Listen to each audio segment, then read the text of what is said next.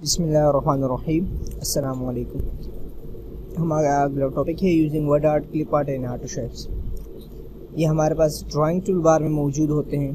Drawing tool bar यहाँ से भी हमारे पास स्टैंडर्ड टूल बार से आता है और इसका मेन्यू बार में पिक्चर्स और यहाँ पर भी हमारे पास word art, clip art and autoshapes वगैरह मौजूद है। एक्सपेंड किया मेन्यू को। अब हम यहाँ से सबसे पहले था इंसर्ट वर्ड आर्ट को सबसे पहले हमने क्लिक किया। वर्ड आर्ट को क्लिक करने के बाद यहाँ से हमने कोई भी स्टाइल, ये वर्ड आर्ट की गैलरी है, कोई भी स्टाइल हम सेलेक्ट कर लेंगे। ये वर्टिकली है, ये हॉरिजॉन्टल है। एक स्टाइल सेलेक्ट किया और यहाँ से हमने उसका कोई भी फ़ॉन्ट्स लगा दिया और फ़ॉन्ट्स का स्टाइल हमने चेंज किया, उसका साइज़, और इसको हमने यहाँ पर लिखा नेम, इसको ओके किया। वो स्टाइल हमारे पास यहाँ नमूदार हुआ और ये उसकी फॉर्मेटिंग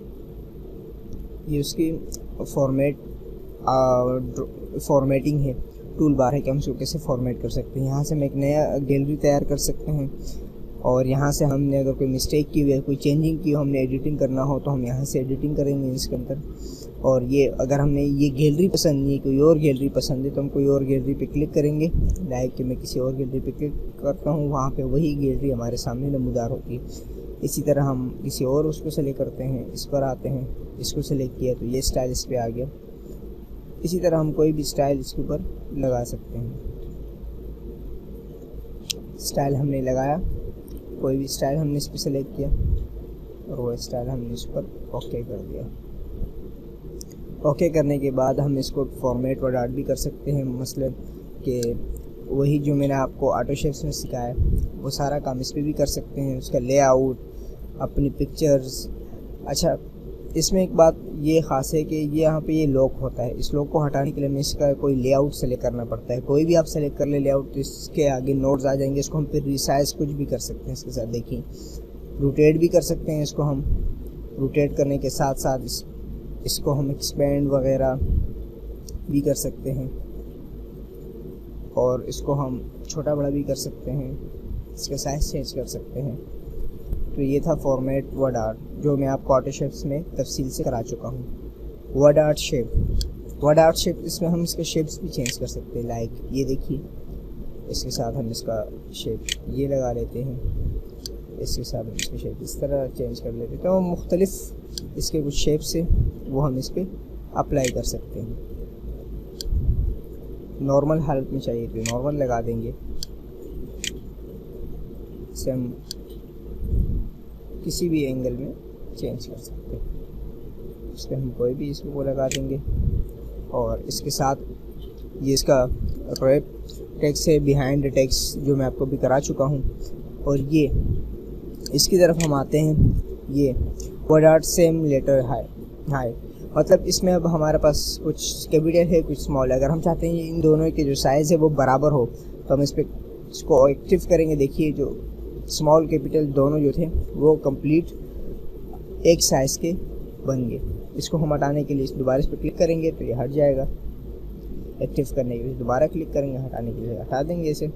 अब ये हमारे पास हॉरिजॉन्टल शेप में है। अगर इसे हम वर्टिकली करना चाहते हैं तो इस पर क्लिक करेंगे, ये वर्टिकली हमारे पास नमूदार हो जाएगा। ये वर्टिकली हमारे पास नमूदार हुआ। इसे हम दोबारा हॉरिजॉन्टली भी कर सकते हैं। और वर्ड आर्ट अलाइनमेंट कैसे हम कहाँ लाना चाहते हैं, सेंटर में, लाइन, लेफ़्ट, राइट, जिस तरह इन फॉर्मेटिंग टूल बार में हमने किया था। और ये हमारे पास करेक्टर स्पेसिंग, कि इन करेक्टर के दरमियान जो फासला है वो कितना हो। लूज इसे हम कर सकते हैं, टाइट कर सकते हैं, इसे हम वेरी टाइट, और इसको हम नॉर्मल भी कर सकते हैं। वर्ड आर्ट के बारे में हमने पढ़ लिए थे कि वर्ड आर्ट क्या है हमारे पास। उसके बाद अगर हमने कोई डायग्राम और चार्ट वगैरह लगाना हो तो हम यहाँ से कोई भी डायग्राम और चार्ट भी लगा सकते हैं। और अगर इसके साथ हमने इंसर्ट क्लिप आर्ट, कोई भी क्लिप आर्ट लगाना हुआ हो तो हम यहाँ से इसे क्लिप आर्ट भी लगा सकते हैं। इस पर क्लिक करेंगे, जैसे क्लिक आर्ट पर क्लिक करेंगे यहाँ पे टास्क पैन पे क्लिप आर्ट आ जाएगा हमारे पास। और यहाँ पे हम कोई भी नाम टाइप करेंगे, जैसे मैं लिखता हूँ कंप्यूटर और इसके ओके करता हूँ।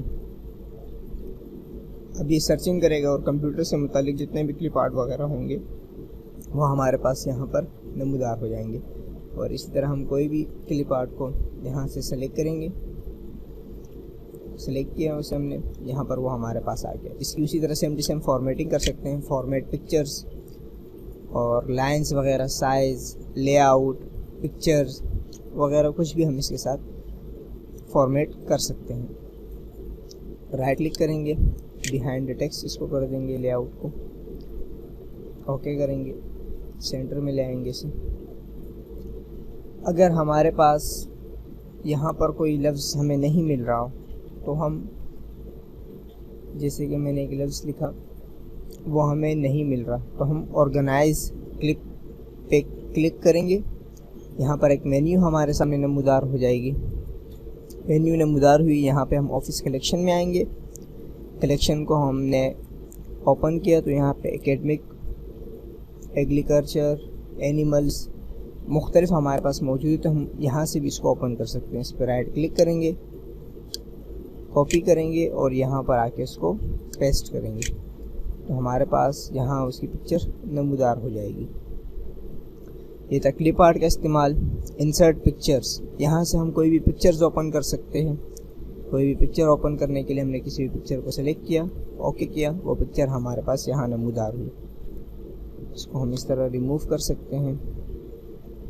और ये फिल कलर, जिस तरह हम किसी बॉक्स में कलर फिल करते थे, ये वो कलर था, इसको हमने फिल किया।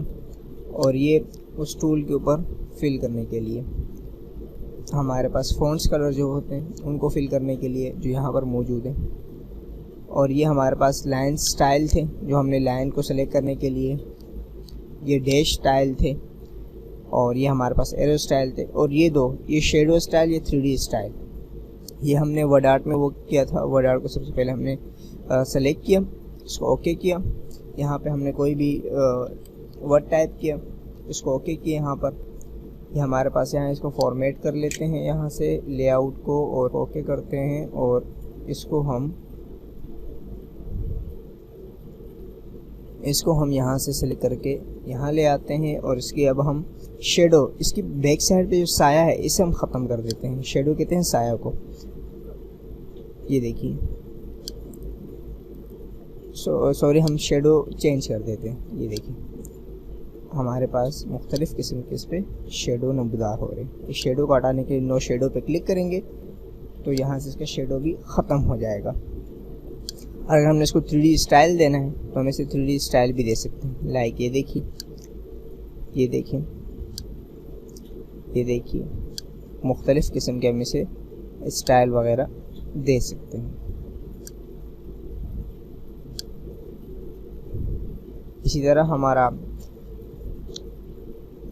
टॉपिक कंप्लीट हुआ। मिलते हैं अगले टॉपिक में। अल्लाह नेगहबान।